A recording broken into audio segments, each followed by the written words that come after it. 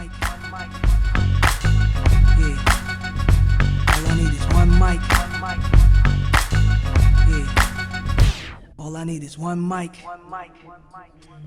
Hey everybody, welcome back to One Mic, where I watch shit so you don't have to. And today I'm here to talk about Season 1, Episodes 4 and 5 of the new HBO Max original series, Tokyo Vice, entitled, let me read them, I Want It That Way and Everybody Pays, respectively.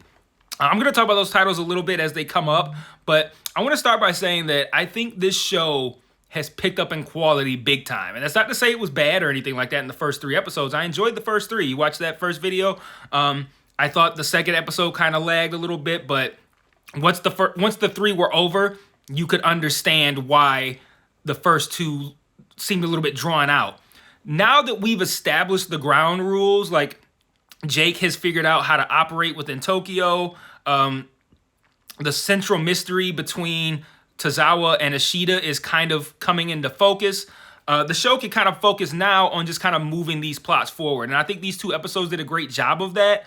We learned a lot about our main characters. We learned a lot about their storylines and their story arcs, where we could expect these stories to go. And I thought this episode was very eventful, very informative, very exciting, pretty thrilling, and fun. So these 2 episodes I thought were really good, really good. I'm fully invested in this show now. So yeah, really strong episodes 4 and 5. But I want to start by talking about. I want to start by stating that I'm going to talk about these characters. I'm going to talk about these 2 episodes from a character perspective, because I feel like our main characters, there was a lot of development for each of them throughout the course of these 2 episodes. And I think looking at it from a character perspective, we can kind of condense all the information that comes out, rather than going like, here's what happened in 4, here's what happened in 5. Like, here's what happened in 4 and 5 for Sato, here's what happened in 4 and 5 for Jake. So that's kind of the approach that I want to take, just in the interest of brevity. But like, there's a whole lot of like, this is the thing where I kind of wish they were doing 1 episode at a time so I could spend more time on each episode. But yeah, these 2 are really strong. So I'm going to start with Sato, because I looked at Sato at the beginning as like he was like a high-ranking badass in the Yakuza. And as these episodes play out, you realize he's not that very high-ranking. And not only that, he's not even that much of a badass. He looked the part, but they did a great job to make Sato, I think, a lot more sympathetic in these 2 episodes. Because like I said, he came out very cold, very quiet, kind of badass. But then he opens up in these episodes. And we see, like, this isn't just some regular fucking Yakuza badass who just doesn't talk and kills everybody. This is a guy with feelings.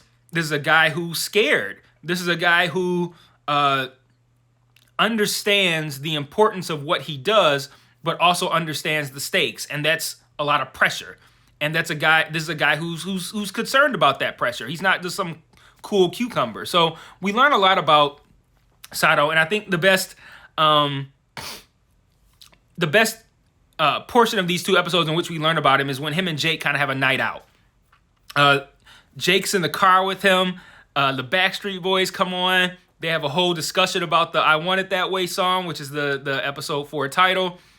And then they go to like a club. Jake is out there on the dance floor. He picks up a girl. Sato's out there. He's with a girl. They're dancing, having a good time. They go back to this, like, almost like it's like a hotel that's like a vending machine. Like, you almost like, you like select your room on a screen based on how kinky the picture looks. Like, oh, he has a heart-shaped bed with like chains and whips and shit. I'll take that one. Like, it's weird shit. But they both, go off. They do their thing. And it turns out that I think both of them were prostitutes, because Sato pays them both.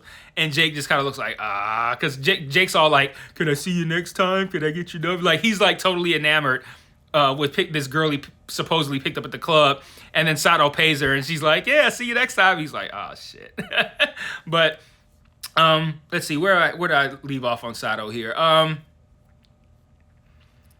So then we see Sato kind of struggling to find his place in the Yakuza, or in the Chihari Kai.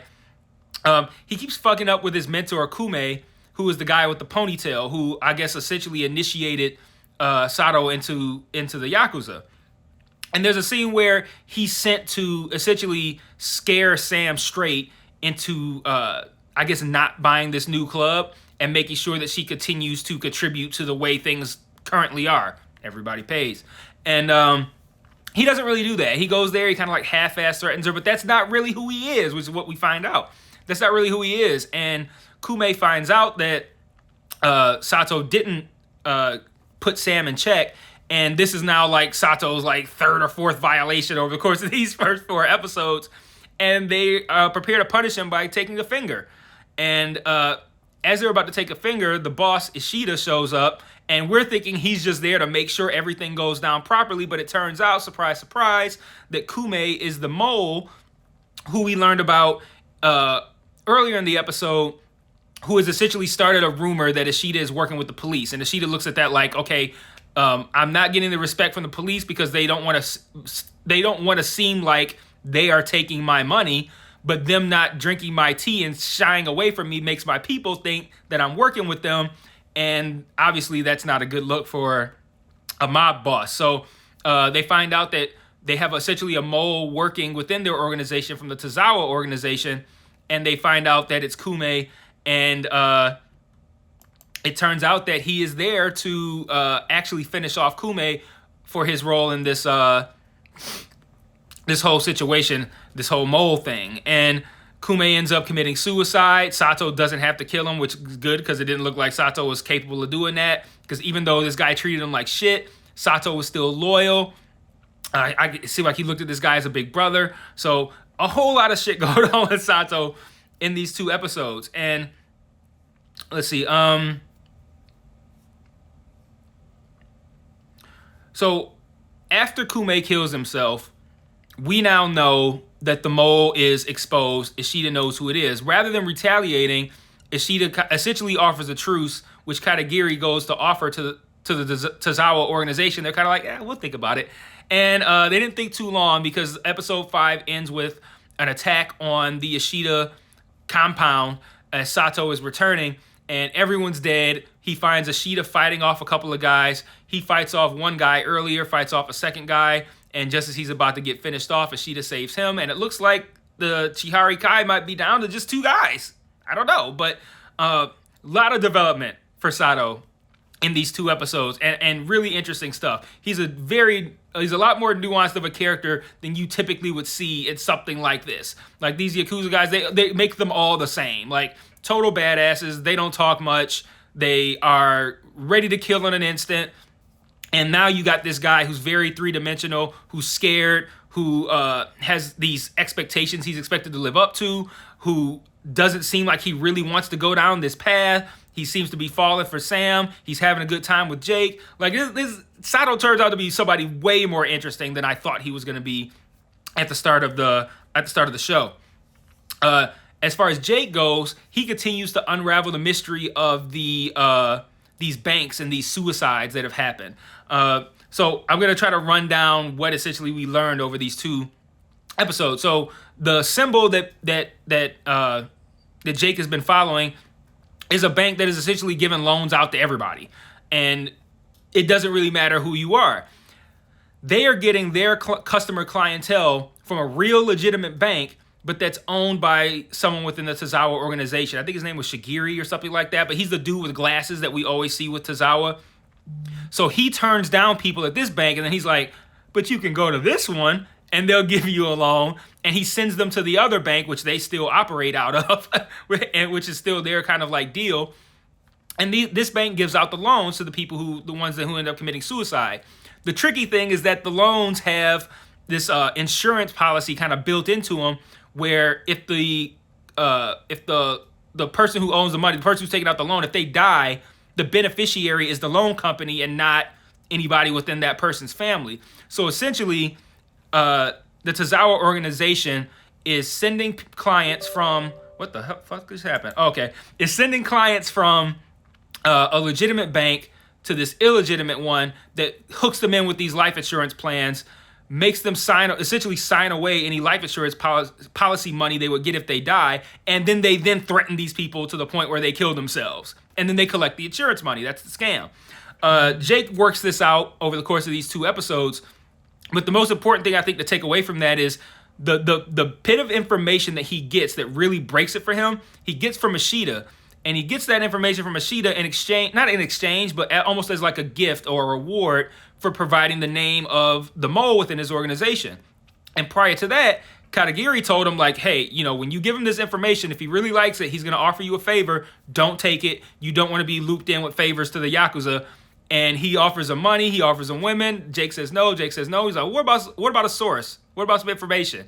And then Jake starts asking him questions. And essentially that's how he breaks this, is that Ishida points him in the direction of the bank that's not giving out the loans, which is the one that, what did I say his name was? Shiguri or whatever, the Tozawa guy with the glasses. It's that bank. So Ishida helps him break this case. And there's a good scene where Katagiri asks him how he broke the case, and he's like, just good old reporter intuition, I guess. And it's like, okay. So now he's also lying to him about not listening to his instruction. I think that's going to play out in an interesting way at some point as well. Let me see if there's anything I haven't covered with Jake. And we also get a little bit more background information on whatever's going on with his family. He gets a call from his mother, and we actually see her on the phone with him. She claims his sister is getting worse, and he's like, nah, she's fine. She's like, what, based on those tapes that she sends you? Like, you're 6,000 miles away, and you think those audio tapes are enough to assess what's really going on here. It's a very good point. And then she says, why don't you just talk to your father? And Jake completely freaks out on that and eventually hangs up the phone. So for whatever reason, he has something going on with his father. He says later, when he's talking to, I think it's Katagiri, that he wishes his father would just be proud of him instead of constantly asking him to come home. But I feel like there's a little bit more going on than that. Let's see. And we get more info on Sam as well. We find out that when she first came to Japan, she was a missionary who peddled religion and English classes. Eventually, for whatever reason, not for whatever reason, she wanted to move to Tokyo. She steals 4 million yen, which is about $40,000, and has been on the run ever since. The guy who we've seen stalking her, to her, he's just a friendly guy. But at the end of, I think, episode 2 or 3, we see him like looking in her apartment with like binoculars. It turns out that guy has been hired to find her because of the $40,000 that she stole. And there's a good scene where they're having fun at the restaurant. Everything's all good. And then he kind of alludes to her being on the run. And she's like, wait, what's going on here? And he lays everything out down to the point of giving clues that let her know that he's been in her apartment. I thought that was a great scene, especially when she comes back later. He mentions like the red bag on the floor in your closet. And she goes back to her place later. She opens up the door and the red bag is on the floor. It's like, oh, fuck. That was a great scene, letting us know and letting us know that Sam now knows that this guy had been in her place. Like that's some pretty freaky shit. She offers him some of her incredible stash of money to kind of like just make this go away, to essentially say he never found her. He turns it down. It sounds like he wants sex instead, which is, of course he does, right? Let's see. And then she also tells one of her friends at the club about her plan to buy her own club, and this moron lets it out, and then it goes straight up the food chain, and now it's known that she's trying to get out, and everybody pays, so Sato has to go and kind of like really lay into her, which he tries to do, but it goes left. But I think that's kind of like the big stuff that we learned in these 3 episodes, but I do still have a couple other thoughts. Now, actually, I have kind of a lot of thoughts that I want to talk about, because a lot of cool things happen in this episode that I want to discuss outside of just kind of like, here's what happened in the story. So, kind of still in the vein of Sam and Sato, I didn't really buy that relationship. Like, I don't know. I was surprised they started having sex. Like, that didn't seem like, I didn't feel like they really had that connection. I felt like it was more of a business connection between those two, and she might have had something a little bit more authentic with Jake. So that was a little weird. I don't know if I really bought that. And there's a part of me that still wonders if she's using him, because if she is, she could have a guy under her thumb that is in the Yakuza that can help deal with the guy who's coming after her for the money. So I don't know. I don't really buy it, but I do wonder if it's legit or not, or if she might be using him for protection or to go after that guy. Ansel Elgort dancing on the dance floor in the club was actually kind of weird and gross. Like, he was trying to make sexy faces. Like, imagine like you're watching something and it's like a movie or a TV show, and there's a beautiful woman in the middle of the dance floor, and the guy on the other side of the dance floor sees her as like the crowd opens up, and he locks eyes with the beautiful girl, and she's looking back, making sexy faces and flipping her hair. That's what Ansel was doing. Like it looked really weird, like flipping his hair around, like making his lips pouty. I'm like, what is like? Did they put in the script be sexy and that's what he came up with? I don't know, but that was really weird. I'm sorry. One of my favorite things about this episode that I wanted to pose to the audience, if anybody actually watches this video, is that there's a when Jake first meets Ashita, he speaks in English to him, and Jake's like, I can speak Japanese, it's cool. And Ashita says, I'm speaking English to you out of respect, because he was making a request. Then later I noticed that when Jake got back to the newspaper, Emmy, his boss, and his two homies, what was it, 1010, and I can't remember the other guy's name, I noticed they were all speaking English consistently throughout their conversation. And that jumped out to me because English is spoken very rarely on this show, and they seem to be speaking it a lot. And it made me wonder if that was kind of like the show starting to get a little bit fast and loose with remembering where it is. Like, like this is a Japanese show with fish out of water Americans in it, white Americans in it. This should be primarily in Japanese. Are they getting a little fast and loose by having these three Japanese characters just speak in English like this? But then it also made me wonder, but is that an indication that that's just how you operate in Japan? Because I talked about the same thing with the cigarettes that I talked about in the last episode. Like, is this less of a fuck up as far as like, this is how badass people are, and more of just like, America canceled cigarettes, but everyone else didn't, so people still smoke a lot.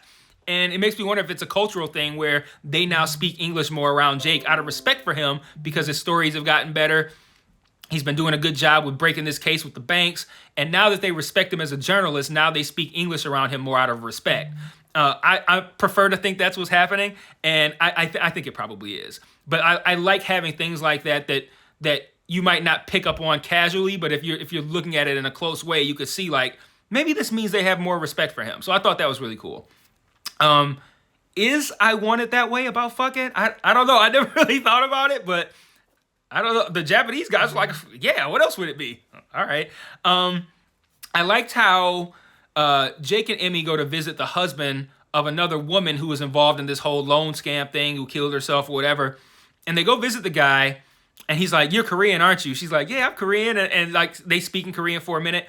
And just the idea of Koreans living in Japan made me think of Pachinko. And it just makes me see how two shows that are not affiliated with each other in any kind of way, when you are faithful to the culture, that stuff is still gonna be present across the board. So you have a show in Japan, you're gonna have some sort of indication of Korean people living in Japan. And I thought that was cool. So I've learned a lot with Pachinko, and that's something that I don't think anybody else would have picked up. But for me, that because of Pachinko, that kind of like reminded me of all the cultural aspects of that. I thought Emmy at the bank crying so she could get this loan was a really good scene. She was doing a great job with her acting as a character, like an actor playing a character who is acting. I thought that was really good. There's a moment where we find out that the two guys that Jake works with at the newspaper got their information on the loan company via the one guy flirting with like a receptionist. And Jake and him exchange a quick glance that essentially means like, but we both know you gay though, right? And I thought that was interesting. That now I'm sure, because like episodes 1 and 3, I was like, okay, was that guy in the alley with him? Was that a situation let us know he was gay, or was that just him doing something he wasn't supposed to do? And then he told Jake, yeah, no, that wasn't even me. You ain't even see that. So now it makes me wonder. Well, now I'm sure that it is something having to do with him being gay. So now I'm wondering how that's gonna play out. Like why is he burying that? Is that a bigger deal in Japan than it is here? Even though it's still a big deal here. It shouldn't be, but it is. If it's a bigger deal in Japan, and how that's going to, not even necessarily how that's going to play out, but if it's going to matter. What's up with Sam's ring? I think it said like CTR or something on it, or CRT. I can't remember. But it's clearly important. They showed it. She has it as a keepsake. And then in the flashback to her being a missionary, she's wearing it. What's up with that ring? I like how the show delicately plants the seed that maybe we can't quite trust Katagiri. Like, there's the other cop, I forget his name, Muya. I forget the other cop's name, but he says essentially you can't really trust this guy. He only looks out for himself. And then Jake kind of like leans into a line of questioning that kind of seems to question Katagiri's motives. So that's clearly something they're playing with, and I'm wondering how that's going to play out because, we got confirmation in this episode. I mean, I already kind of knew it, but he flatly says it that he had his daughter, Katagiri, had his daughter give Jake the file to avoid the prosecution that would come of him doing it himself. And, the girl comes out like, hey, my dad can't give you the file, but I can. And I'm like, okay, I'm pretty sure he's having her do that so he can be absolved of responsibility. But maybe she's just being pesky. I don't know. But he confirmed that she did that. So he's going out of his way to help Jake. Why? Is it really to help Jake? Or is it because he has some sort of self-motivation as well? So that's, again, another thing that I'm really interested in seeing how it plays out. And then lastly, the Tozawa banker with the glasses who killed himself was predictable. Like, I don't know how Jake did not piece that together. We talked about, I keep saying we, I'm the only person talking. I talked about in episodes 1 through 3, like, if the dynamic that happens within the Yakuza is guys turn themselves over if they are told to in order to keep the peace with the police, or if the Yakuza just hand over guys who didn't even commit the crime, the police know that these aren't the perpetrators, but they take them anyway to close the case and keep the peace.